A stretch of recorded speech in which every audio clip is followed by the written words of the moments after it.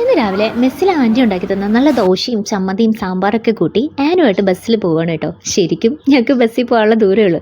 പക്ഷേ ഞങ്ങളെല്ലാവരും ഒരുങ്ങി പിടിച്ച് ചമഞ്ഞ് അണിഞ്ഞൊരുങ്ങി നിരങ്ങി വരുമ്പോഴത്തേക്കും ലേറ്റ് ആവും. അതുകൊണ്ട് എന്നും ഓട്ടയ്ക്കാണ്.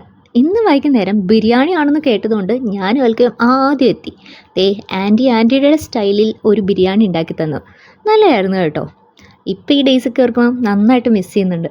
ഇടയ്ക്കൊക്കെ ഞാൻ ഈ വീഡിയോസൊക്കെ എല്ലാവർക്കും വാട്സപ്പിൽ അയച്ചു കൊടുക്കുമ്പോൾ അവരെന്നോട് ചോദിക്കാറുണ്ട്, എന്നാണ് ഇത് യൂട്യൂബ് കാണുന്നതെന്ന്.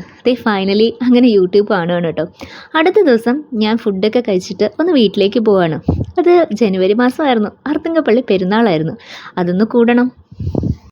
അങ്ങനെ പാലായിലാണല്ലോ ഞാൻ നിൽക്കുന്നത്. തവണക്കടവ് വഴി വൈക്കത്തുനിന്ന് നേരെ വീട്ടിലെത്തി ബോട്ട് പിടിച്ച്. ഇത് ലൂക്കുവിൻ്റെ കലാസൃഷ്ടികളാണ് കേട്ടോ.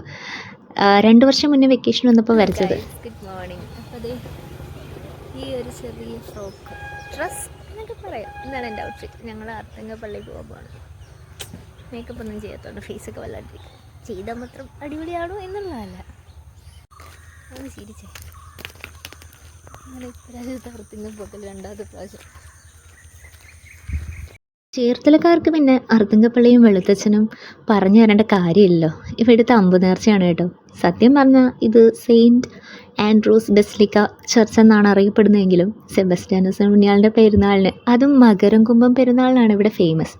ജനുവരി 10-ാം തീയതി കൊടിയേറി, 20-ാം തീയതി വലിയ പെരുന്നാൾ, 27-ാം തീയതി 8-ാം പെരുന്നാൾ. അങ്ങനെയാണ് പണ്ട് കാലം തൊട്ടേ ഇവിടെ കുഞ്ഞുനാൾ തൊട്ടേ വരുന്നത് കൊണ്ട് ജനുവരിയിൽ അർത്തുങ്കപ്പള്ളി പെരുന്നാൾ കൂടിയില്ലെങ്കിൽ എന്തോ ആ വർഷം പൂർത്തിയാകാത്ത പോലൊരു ഫീലാണ് കേട്ടോ. ഉച്ച സമയമായത് കാരണം അടുത്തൊരു കടയിൽ കയറി ഭക്ഷണം കഴിച്ചു. നല്ല തിരക്കുണ്ടായിരുന്നു. പിന്നെ ആസ് യൂഷ്വൽ നമുക്ക് കുറച്ച് പലഹാരങ്ങളും നൊസ്റ്റാൾജിക് ആയിട്ടുള്ള കുറച്ച് മുട്ടായികളൊക്കെ വാങ്ങണമല്ലോ. എന്തായാലും ഹോസ്റ്റലിലൊക്കെ അല്ലേ നിൽക്കുന്നത്.